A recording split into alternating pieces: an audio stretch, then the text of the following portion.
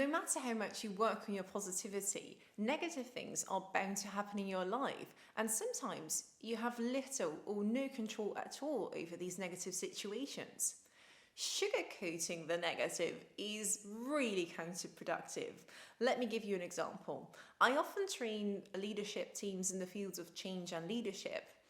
And we usually discuss also what is happening within their organization, and we work on some case studies. And after we've spoken about a particularly challenging situation, there's always bound to be one person, and this usually happens with the Dutch teams, that then says, yes, but the glass is half full, not half empty, and then starts laughing loudly. And this is exactly what you should not do, because you're then sugarcoating the negative. And I get that, because you're logically thinking, oh, it's not too bad. But that's not what you're actually feeling. And for positivity to work, it needs to resonate in your body. You need to feel the positive emotions. And logically sugarcoating things, does not do that. So instead of sugarcoating, try to pick up on the sincerely positive things in the situation. They might be very small, but there might be some positive things you can pick up on. And once you start to focus on those little positive things in the situation, then you actually allow that positive thing to grow. Positivity can be switched on and off relatively quickly. Let me explain this with a personal example.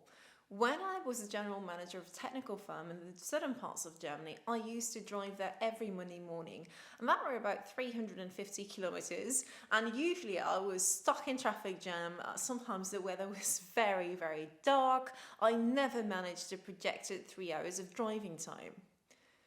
But I found ways to make that journey quite enjoyable. So I listened to audiobooks, and I could really relax into this exciting novel I was hearing.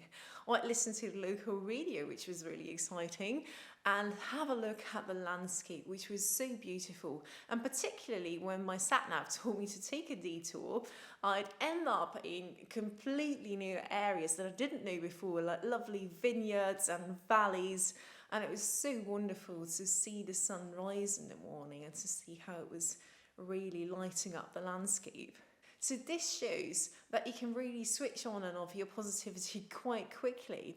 It was exactly the same journey, but it was an entirely different experience. So it's really about how you interpret and react to different situations.